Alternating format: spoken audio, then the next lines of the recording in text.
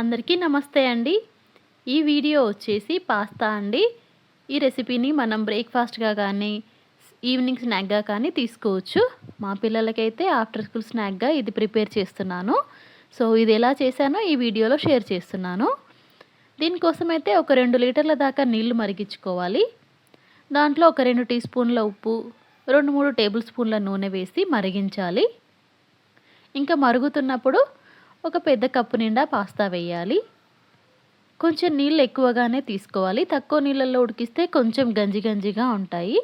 ఎక్కువ నీళ్ళల్లో ఉడికించి నీళ్ళన్నీ వార్చేస్తే కనుక మంచిగా పొడి పొడిలాడుతూ ఉంటాయి.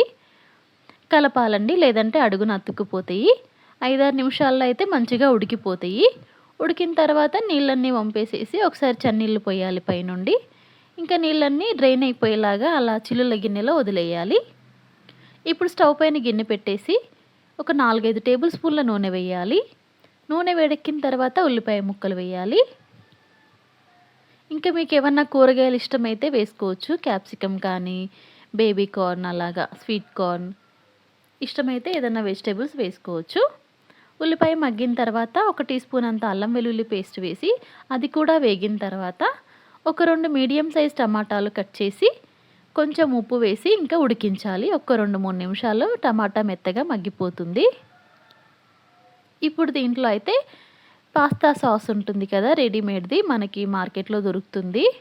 అదైతే వేసాను, లేకపోయినా పర్వాలేదు. ఒక 2 టీ స్పూన్లు వేసాను అది.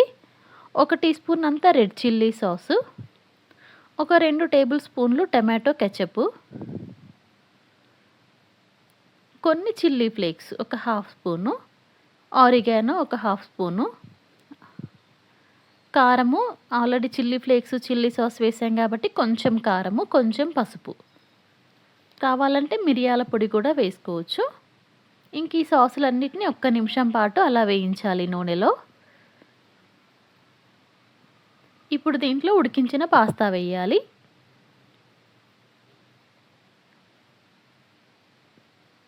ఇంకా అంతే అండి. ఒక్క 2 నిమిషాలు అలా గ్యాప్ ఇస్తూ కలుపుతూ ఉంటే చక్కగా ఆ మసాలా అంతా పాస్తాకి పట్టేసి చాలా బాగుంటుంది.